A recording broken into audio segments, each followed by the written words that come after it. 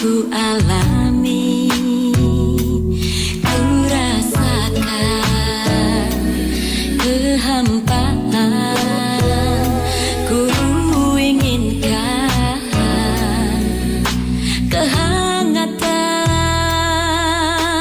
Oh, oh, oh, cintai aku lagi seperti waktu itu, tak bisa ku hindari, hati selalu merindu. Sayangi aku lagi, tak mampu ku sendiri tanpa hadirmu, tanpa cintamu.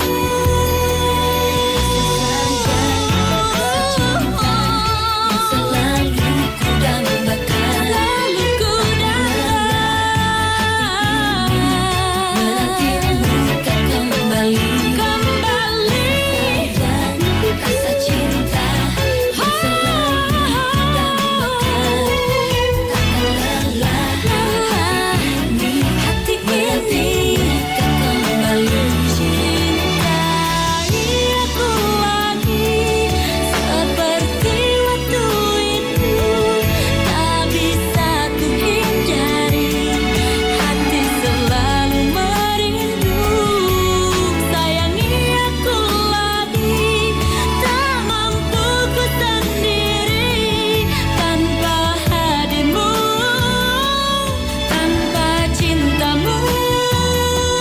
Cintai aku lagi seperti waktu itu, tak bisa ku hindari, hati selalu merindu. Sayangi aku lagi, tak mampu ku sendiri tanpa hadirmu, tanpa cintamu.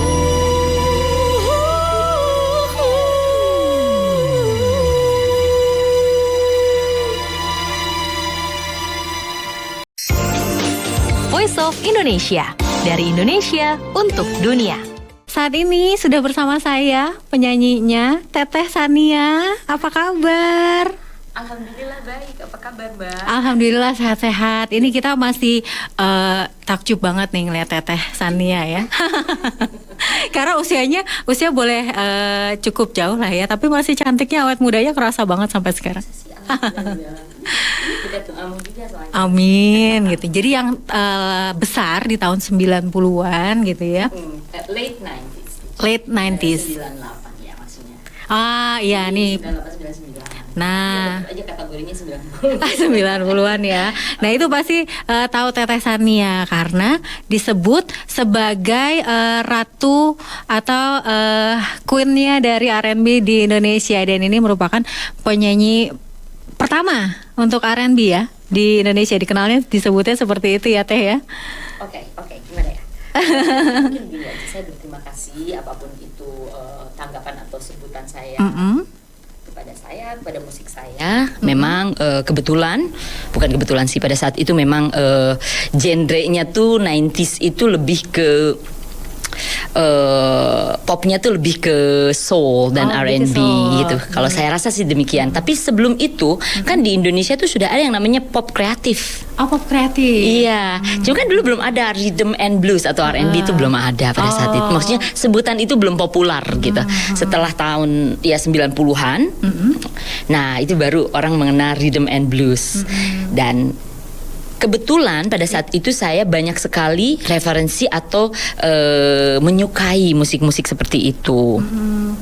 Terus tapi perjalanannya ya tidak seperti itu gitu. Pada awalnya kan saya jadi dari, mungkin kalau dulu saya belajar dangdut, belajar keroncong ya, juga ya, belajar pop, belajar rock, karena memang eranya itu seperti itu ya. Musik itu selalu bergeser gitu ya. Maksudnya apa yang lagi tren lah itulah yang diminati gitu kan. Pada saat itu seperti itu. Dan sebetulnya saya punya sejarah yang sangat-sangat tidak pernah saya lupakan. Apa tuh? Untuk RRI. Oke, apa tuh? Karena pada saat saya masih kecil, saya ini kan penyanyi festival walaupun saya tidak pernah menang di festival. Kasihan enggak. Kan saya kan lah ya. berkarya. Yang penting kan kita sudah melakukan yang terbaik ya. Iya, niatnya pokoknya mau juara tapi Iya. tidak pernah jadi juara. It's okay karena saya orangnya juga ya udah nyerah aja ada yang lebih bagus lagi. Pada saat itu saya masih kecil, masih kelas 1 SMP. Jadi saya ikut perlombaan keroncong se-Jawa Barat di Radio Republik Indonesia di Bandung. Oh, oke. Iya. Karena kan Teteh memang asalnya dari Bandung ya. Sumuhun, iya. Nah, pada saat itu ya apa ya? Pembelajaran aja. Jadi udah apa ya? Udah punya keinginan yang besar gitu pada saat itu. Tapi yang juara pada saat itu adalah Teh Rita Effendi. Oh, Jadi itu oke. senior saya. Hormat sama Saingannya beliau karena memang keren banget suaranya. Jadi saya pikir ya udah tempat latihan lah buat saya gitu. Jadi tapi RRI ini udah tempat bermain saya gitu pada saat itu. Ternyata ya ada sejarahnya dengan RRI. Itu di tahun berapa Teh? Aduh tahun berapa ya? Masih kecil lah Pak. Iya. Iya. Oke, jadi memang keterkaitan sama RRI sampai akhirnya datang lagi ke sini. Betul, back to the root ya. Sampai lagi di sini diundang lagi sama RRI Voice of Indonesia. Terima kasih Oke, banyak. dan sudah menemukan jalannya akhirnya di R&B ini ya. Iya, karena ya kembali lagi ke album Santai. Pada saat itu sebetulnya saya sebelumnya juga udah pernah produce lagu tapi itu lebih kayak pop rock kayak seperti itu. oke. Cuma dalam kurung tidak meledak, tidak ada yang tahu. Tapi ya mungkin untuk kalangan pop rock pada saat itu tahu gitu. Jadi referensi dari si produser dan si company-nya, maksudnya labelnya, memang mereka juga menyukai musik-musik seperti itu gitu. Jadi referensinya sama, orang-orangnya pemikirannya sama, lagu-lagunya sudah ada. Jadi kebetulan sosok saya mungkin cocok gitu. Lalu saya juga bukannya tidak di audisi ya, saya nyanyi-nyanyi dulu. Saya pikir bukan di audisi pada saat itu, ternyata dites ya, dites sama Gupita waktu itu, sama Mas Yudi, sama Mas Enti, sama Mas Tori, sama Mas Macang gitu. Jadi mereka sebenarnya mungkin benar nggak sih nih bagus gitu untuk lagu-lagu mereka gitu. Ternyata lulus ujian, alhamdulillah. Alhamdulillah. Sudah berganti-ganti dari sana, dari dangdut, dari mana-mana. Iya. Tapi ini memang benar kalau kata Teteh ya, ternyata memang lebih baik kita menertawakan diri sendiri. Iya dong. Dan Iya. menganggap kegagalan atau mungkin itu sebagai hal yang biasa gitu ya. Hal biasa dan kesuksesan yang tertunda. Jadi gitu aja. Kesuksesan yang tertunda. Iya. Oke. Jangan Dan- menyerah, jangan menyerah. Jangan menyerah. Iya. Mantap. Nah ini Teteh kalau ngelihat secara garis besarnya ya, perasaan Teteh melihat perjalanan karir musik dari tahun 90-an hingga sekarang ini ada apa yang paling berkesan sih Teh? Yang paling berkesan, Paling berkesan. semuanya berkesan, Semuanya ya. berkesan Dalam ya? perjalanan bermusik tuh berkesan semuanya. Tidak ada yang tidak berkesan. Ya maksudnya walaupun up and down, Ya, sedihnya ya. ada, senangnya. Tapi banyak senangnya sih kalau di Banyak musik. senangnya. Iya. Karena ketika waktu lagi istilahnya lagi merangkak gitu ya. Walaupun itu tidak pernah juara festival ataupun kalau show nggak pernah dibayar, tapi seneng aja. Ya kan kita kan lagi masih Awal-awalnya belajar ya. gitu ya. Tapi setelah itu kita banyak ilmu dan membuat kita jadi lebih kuat dan membuat kita jadi lebih ilmunya lebih bertambah mungkin secara bagaimana bernyanyi, bagaimana bersikap, bagaimana ya menjadi kuat semuanya Oke, gitu. itulah menjadikan Teteh menjadi pribadi yang saat ini seorang Teteh Sani yang humble. Amin, amin, amin, amin. Oke, Ya. tapi Teteh sendiri ngelihatnya gimana sih untuk dari tahun 90-an hingga saat ini untuk era R&B-nya tuh ada perbedaan atau pergeseran atau? Jadi gini ya, to be honest, jadi Iya. maksudnya dari dulu sih sebetulnya kalau musik rhythm and blues itu memang kalau musik dari luar negeri itu sangat digemari gitu ya. Karena itu emang datangnya kan Dari luar ya negeri. ya gitu.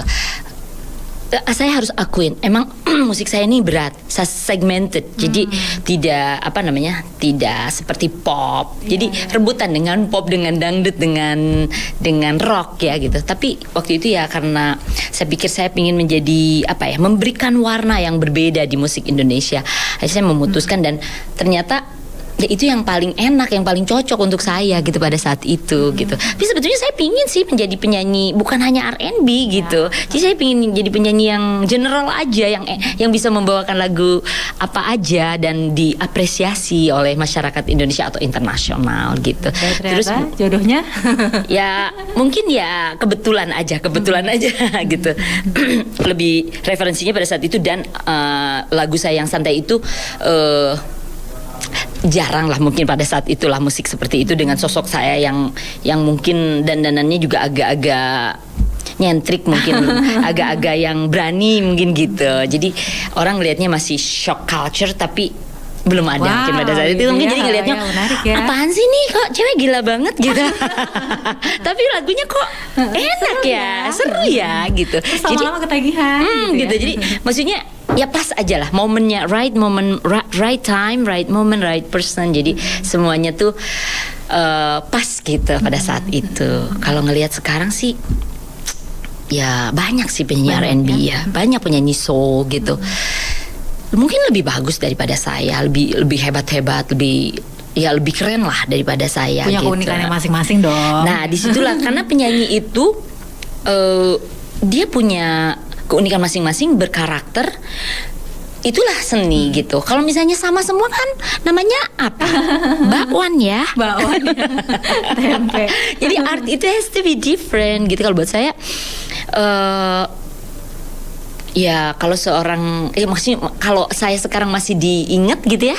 Ya misalnya contohnya sama Mbak Sekar. Oh Mbak Sania wah masih sama ya seperti itu, rambutnya juga masih, itu kan ya bonus buat saya gitu. Karena memang kalau menurut saya seni itu harus berbeda, harus berbeda-beda gitu, masih punya karakter masing-masing seperti Tapi, itu. Teteh sendiri ada terinspirasi misalkan dari siapa gitu kan? Teteh juga sempat kuliah di luar negeri ya? Iya, alhamdulillah. Itu tadi inspirasinya dulu banyak banget. Iya, dari yang paling gitu misalkan. Lenny Kravitz. Aku seneng lihat Lenny Kravitz. Kan Lenny Kravitz itu nyanyi rock tapi dia soulful. Terus keren aja sih kalau buat aku ya. Terus Erykah Badu, Mary J. Blige, Alicia Keys, emang era itu ya aku. Brandy Monica, lalu Aretha Franklin mungkin yang lebih senior laginya, Tina Turner, semuanya, Mariah Carey, Whitney Houston. Oh my god, merindukan masa-masa itu nggak sih jadinya? Rindu banget. Kayaknya kalau dulu tuh ya memang tidak bisa dipungkiri. Kalau penyanyi dulu itu berkarakter, ya kan? Bener. Kalau sekarang ya nggak tahu kata Mas Kar gitu gimana. It's okay. Emang eranya tuh sudah berbeda. Jadi ya saya pikir ya sudah. Kalau masih diapresiasi dan masih ingat itu udah syukur, alhamdulillah gitu. Tapi jangan menyerah. Oke. Bikin aja terus karyanya gitu. Nah ini Teteh kan sempat vakum juga ya. Ini kemana nih Teh kemarin nih Teh? Kemana ya? Okay. Sebetulnya gini, kalau misalnya dibilang vakum nggak nyanyi itu sebetulnya enggak juga, masih nyanyi gitu. Pasti kan. Masih banyak offline-nya ya. Banyak banget enggak, tapi ada gitu, ada. Ya, pokoknya suaranya tuh nggak bener-bener diem mati gitu enggak. Jadi tapi karyanya memang nggak ada pada saat itu. Memang sudah tidak, maksudnya lagu-lagu baru belum ada gitu, jadi belum produce lagi. Karena waktu itu kenapa ya? Mungkin sedang berbisnis atau lagi ya pokoknya jalan-jalan. Intinya tuh ada apa ya? Apa tuh namanya kalau gitu tuh? Nyeleweng, perselingkuhan. Tadinya gini, maksudnya baik, tapi kan ya di dalam perjalanannya ternyata kata yang kuasa, kamu cocoknya udahlah jadi seniman aja kan pada saat itu gitu. Jadi nggak usah deh capek-capek jadi bisnis lah, apalah gitu. Tapi kan namanya orang mau belajar, nggak apa-apa, niatnya baik. Tapi ternyata memang nggak maksudnya sebentar suksesnya gitu. Habis gitu banyak ditipunya. Tapi tetap semangat loh. Iya dong. Iya dong. Harus semangat. Gitu ya, Pak? Ya, nggak apa-apa. Gitu ya? Kita kan kalau disakiti lebih baik daripada menyakiti. Iya. Atau ya udahlah dikecewakan itu sudah biasa gitu. Daripada pura-pura nggak tahu ya Teh. Oh jangan. Itu anak-anak sekarang. Nah ini pura-pura nggak tahu. Akhirnya membuat pura-pura nggak tahu atau sebelumnya memang sudah ada merilis lagu-lagu lainnya juga? Sebetulnya dari tahun 2008 terakhir itu 2013 kalau nggak salah ya. Ada lagu lah single-single saya gitu. Single. Nah selama itu tidak memproduksi single baru atau album baru, ya itu tadi saya agak sedikit membelot dari Belok, pekerjaan saya, profesi saya pingin usaha, saya pingin memiliki, bukan saya pingin ya, saya sudah melakukan itu. Saya di bidang apa ya? Pokoknya macam-macam lah, sekolah, batu bara, apalah itu saya coba semuanya. Tapi ya udah kandas di tengah jalan gitu kan. Terus ditipu sama sahabat dan segala macam lah, udahlah biasa itu kegagalan itulah lah ya. kehidupan ya. Lalu saya juga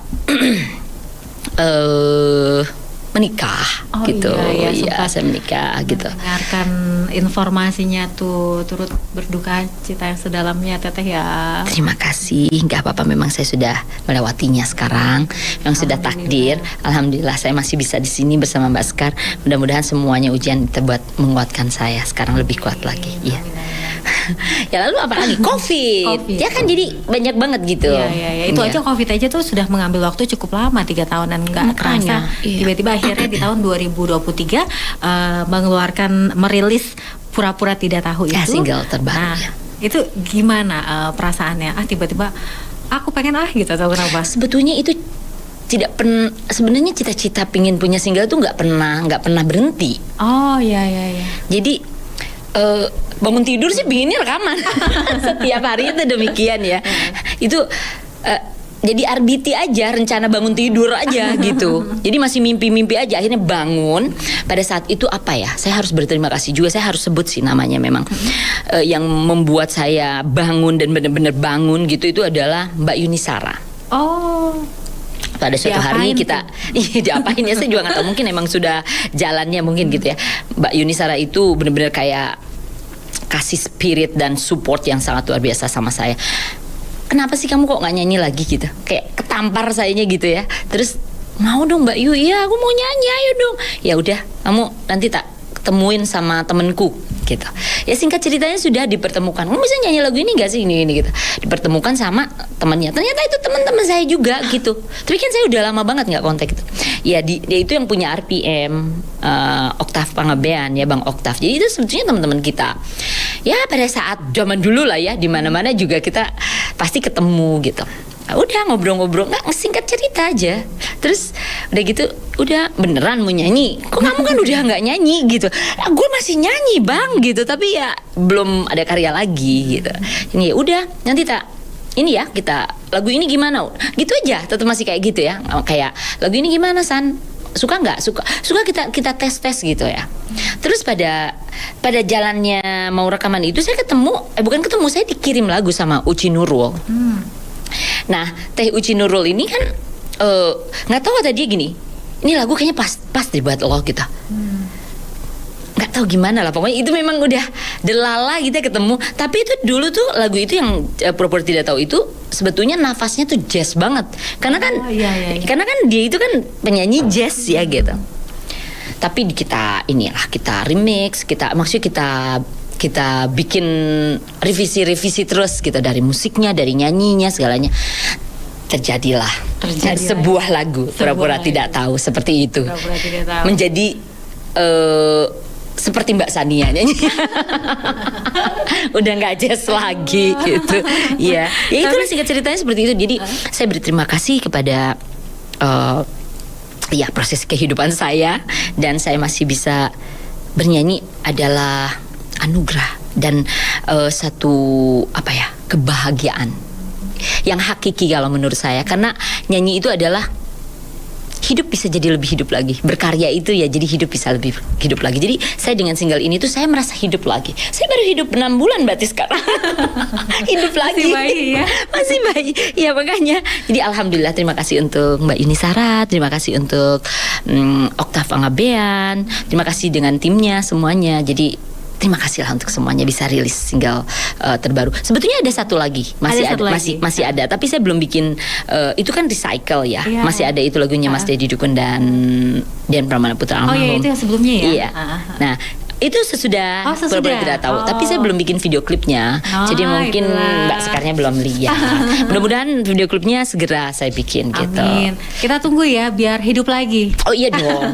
Pokoknya saya mengucapkan terima kasih untuk semua pihak atau orang-orang yang sudah mensupport karir saya, dari mulai guest music ya kan, yang santai, bablas, cintai aku lagi, semuanya musisi-musisi, produser, dan yang sudah memberikan kepercayaan kepada saya bahwa saya bisa nyanyi katanya. Bisa dong kan? Kita udah denger tadi ya. Terima kasih banyak. Oh, buat radio juga loh, buat Voice of Indonesia juga terima kasih banyak ya. Oke, Teteh kedepannya punya rencana apa lagi Teh? Selain bikin video klip itu? Ya selain itu, ya pinginnya sih saya pingin ada konser. Oh, Saya tuh pengen pingin ada banget konser, konser gitu. Ya bisa di dalam negeri atau luar negeri itu. Nantilah insya Allah ada jalannya. Amin, Ya, amin. ya. Nanti kita diundang ya untuk meliput ya. Oh iya dong, harus dong. Iya. Oke, terus kalau untuk kolaborasi mungkin dengan Collab ya dengan anak. Saya pingin banget sih sama anak-anak Gen Z sekarang. Sama anak-anak Terus pingin- Gen Z sekarang iya, ya. pingin sama Ricky Febian, keren banget ya. Iya. Marian Zola, aku tuh amazed lah sama mereka, udah lebih canggih, lebih keren, nyanyinya juga udah luar biasa sekali. Ada Tessa Sumendra kan, wow itu lagi. Aku Ganteng aja, banget suaranya ya. aku aja sampai Tessa, I love your voice. Terus apa lagi ya? Banyak lah, keren-keren ya sekarang ya, keren dan sebetulnya sekarang bermusik itu lebih free karena pendengar itu lebih cerdas. Oke, walaupun aku tetap sih selera aku tuh Teteh dan Reza Artamevia. Oh iya. Alhamdulillah, terima kasih ya. Mungkin kalau sekarang itu karena gimana ya? Aku ngelihatnya gimana ya? Enak sih. Dan kreatifnya tuh luar biasa anak sekarang kan. Di mana-mana bisa nyanyi, di mana-mana bisa rekaman kan kalau sekarang gitu. Kalau dulu kan kita harus ke studio dulu ya kan, harus bikin lagu gimana. Kalau sekarang anak-anak tuh udah sangat kreatif. Tapi rasanya beda gitu ya. Gimana Apa ya? Ada Nggak sesuatu tahu. yang tidak bisa dijelaskan gitu ya Teh. anak ini, kalau anak-anak sekarang itu, ini menurut aku loh ya, zaman sekarang itu liriknya itu sedih gimana ya? Sedihnya tuh bener-bener kayak apa ya, to the point apa gimana gitu ya, kayak apa lah ya, aku nggak ngerti lah ngomongnya kayak gitu. Itulah kenapa mungkin dibilangnya yang mental health itu ya. Mental health, iya, jadi lebih kayak merana banget gitu loh. Merananya tuh nggak memberikan. Kalau dulu tuh sedih tapi masih powerful gitu. Sekarang tuh sedih yang merana banget. Anak-anak senja ini luar biasa. Anak-anak senja generasi strawberry katanya. Oh iya, generasi strawberry, betul. Tapi sebenarnya banyak juga saya yakin yang tadi kita sebut-sebut itu ya, banyak terpengaruh dengan karya-karyanya dari Teteh juga. Mungkin juga banyak pendengar saat ini juga yang mengetahui ternyata bukan dari karyanya Teteh aja yang musiknya masih enak didengar sampai saat ini, tapi ada cerita mulai dari Jatuh Bangun, terus juga Lagunya Christina ya. Jatuh Bangun aku. Ya. Iya kan, ada cerita di balik itu yang betul-betul menginspirasi sih kalau buat aku ya. Ternyata Teteh tuh nggak ada nyerahnya ya. Jangan dong, jangan Jangan menyerah. ya. Kecuali kita udah meninggal, udah mati, ya kan? Baru kita menyerah. Biasa. Kalau misalnya lelah itu biasa. Capek Lelah itu biasa. ya lelah aja dulu. Istirahat dan bangun lagi, bangkit lagi. Gitu.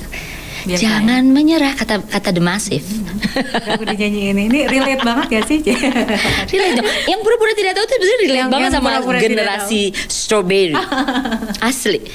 Yang Kayak pura-pura tidak tahu padahal mah stalker, iya, ya kan, kan, padahal gitu kan. Ngintip-ngintip. Oke. Terakhir Teh, aku sebenarnya masih pengen banget ngobrol sama Teteh tapi karena keterbatasan. Jangan dong, nggak mau. Aku masih di sini juga. Nah iya, ini ada pertanyaan pamungkas aku. Baik. Ini Teteh pakai skincare-nya apa sih? Air Kenapa wudhu apakah gitu? Oh alhamdulillah minirba. Ya. Apa ya? Iya aku juga di endorse sama sebuah produk kan Oke. gitu, di Dermaster. Aku Ya. sendiri Dermaster Oh, gitu. oke. Lalu juga Gaya hidup sehat nggak sih? Oh iya dong, olahraga, terus diet. Tapi to be honest sekarang lagi nggak diet, saya lagi makan apa saja. Lalu Lagi cheat day ya? Cheat month atau? cheating every day. Cheating every day. Lalu apa lagi ya? Positive acting, positive thinking gitu. Jadi semangat. Terus banyak ketawain diri kita sendiri aja. Banyak ketawain diri kita sendiri. Oke, ini bisa di-quotes banget sih Teh. Iya, you have to. Kan kalau daripada ngetawain orang lain nanti ada yang Betul. tersinggung. Dosa lagi ya Teh. Iya, kalau kita ngetawain diri sendiri ngaca, oh iya ya ternyata gini gitu. Kan gue harus kayak gini. Dulu aku tuh ya gitu ya. Oke, tapi Teh untuk bisa punya aura yang selalu positif, bisa punya apa sih namanya gaya hidup itu kan bukan sesuatu yang mudah ya Teh ya. Karena kita sebagai manusia kan juga pasti ada emosi-emosi tertentu. iya. Gimana cara maintainnya Teh? Ya kalau marah mah wajar, kita Wajar kan ya? kita kan bukan dewa dewi. ya kalau kita waktunya marah ya marah, tapi harus beralasan. Terus kita sedih juga. Sedih sampai udah ke dasar-dasar juga udah kayak nggak ngerti juga udah dialamin semuanya. Tapi kan habis itu kan tidak boleh terlalu berlarut-larut. Jadi air matanya disembunyiin aja di kamar atau di mana gitu. Tapi ketika kita berhubungan dengan orang atau di luaran ya tidak perlu, you don't have to show the world. Maksudnya kita ini lagi sedih, lagi sengsara atau lagi nggak enak gitu, nggak boleh. Karena itu kalau menurut saya orang itu belum tentu juga membantu, tapi malah kadang-kadang malah melihatnya tuh gitu kayak apa ya, kayak lebih baik gitu. Kalau kita lagi kecewa atau lagi sedih atau lagi marah, lebih baik tidak diperlihatkan sama siapa-siapa. Lebih baik kita aja sendiri, meditate dan kita buang aja sendiri gitu. Jadi orang taunya kita baik-baik saja. Lebih baik Happy-happy begitu, terus, ya. gitu ya. Itu aja, iya. Oke. Nah itu yang perlu pembelajaran terus-menerus Kan proses itu ya pasti ada hasilnya gitu. Oke, terakhir Teh, mungkin ada pesan-pesan yang ingin disampaikan kepada pendengar Voice of Indonesia? Aduh, pesan apa dong? Pesan-pesan penting. Iya, mungkin yang pengen jadi penyanyi juga. Oke. Karena Teh kita kan yang dengar itu tuh juga di perbatasan-perbatasan. Mungkin ada yang pengen punya cita-cita untuk bisa Menjadi nyanyi juga gitu. Saya pikir sekarang tuh udah bukan era yang susah untuk menjadi apapun. Karena mereka itu sekarang udah era digital. Sekarang kita ini udah era digital, di mana kita tuh sudah mempunyai media sendiri, ya kan? TV sendiri, ya kan? Jadi bagaimana how to expose yourself, dan ya yang paling penting walaupun eranya lebih gampang, tapi kreatif itu harus terus gitu. Karena yang paling penting adalah kreativitas kita. Dan ya kalau gagal jangan menyerah, terus aja dan harus fokus gitu. Jadi kalau misalnya sukanya nyanyi aja terus sampai mendapat yang terbaik dari apa yang kamu kerjakan gitu. Jadi jangan terlalu banyak kesana kemari. Jadi you have to be focused with yourself, what you want. Jadi harus tahu apa sebenarnya yang paling bagus di diri kita gitu. Jadi mau apapun kata orang lebih baik Jalan aja terus. Harus begitu. jalan aja terus, pura-pura tidak tahu. Nah, itu benar, pura-pura tidak tahu. Seperti lagu Teteh Sania, Pura-pura Tidak Tahu. Teteh Sania, terima kasih banyak atas waktu dan kesempatannya. Sama-sama Mbak Ska. Semoga kita bisa bertemu lagi, bisa ngobrol-ngobrol lagi di Iya. lain kesempatan. Amin. Tapi kalau ketemu jangan pura-pura nggak tahu ya. Oh, jangan dong. Oke. Terima kasih.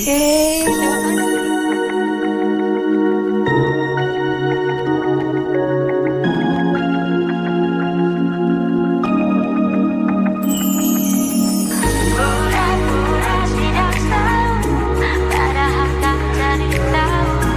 Pura-pura tak peduli, ternyata ada saja yang kau ributkan. Ada saja yang kau salahkan. Sudah berusaha menyadarkan hati, tapi kau semakin tak terkendali. Katamu kau tak peduli bila ku ke lain hati, dan tak akan mau lagi temanimu di sini. Katamu kan kau biarkan bila ku kan meninggalkan. Biar saja cinta jadi berantakan. Pura-pura tidak tahu, padahal kau cari tahu. Pura-pura tak peduli, ternyata jelas sendiri. Pura-pura tidak cinta, padahal resah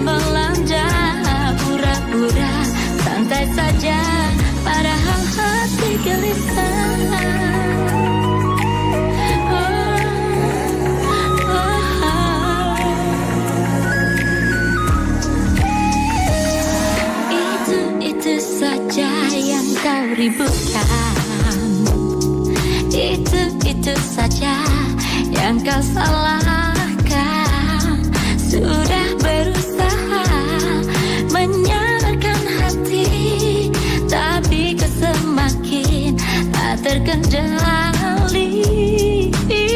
Katamu kan kau biarkan, dilakukan meninggalkan, bila saja cinta jadi berantakan. Jangan sampai kau menyesal.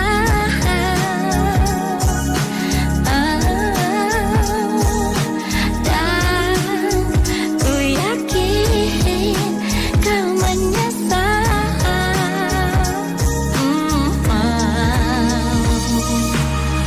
Pura-pura tidak tahu, padahal kau cari tahu. Pura-pura tak peduli, ternyata jelas sendiri. Pura-pura tidak cinta, padahal rasa melanda. Pura-pura santai saja, padahal hati gelisah.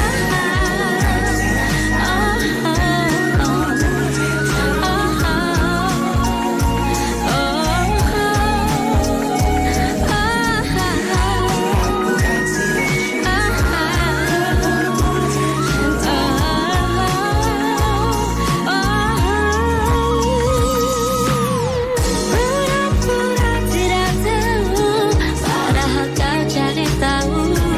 Pura-pura tak peduli, ternyata jelas sendiri.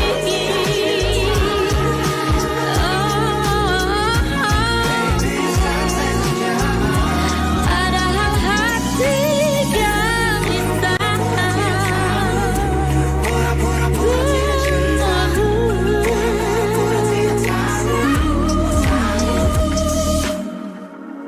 Voice of Indonesia.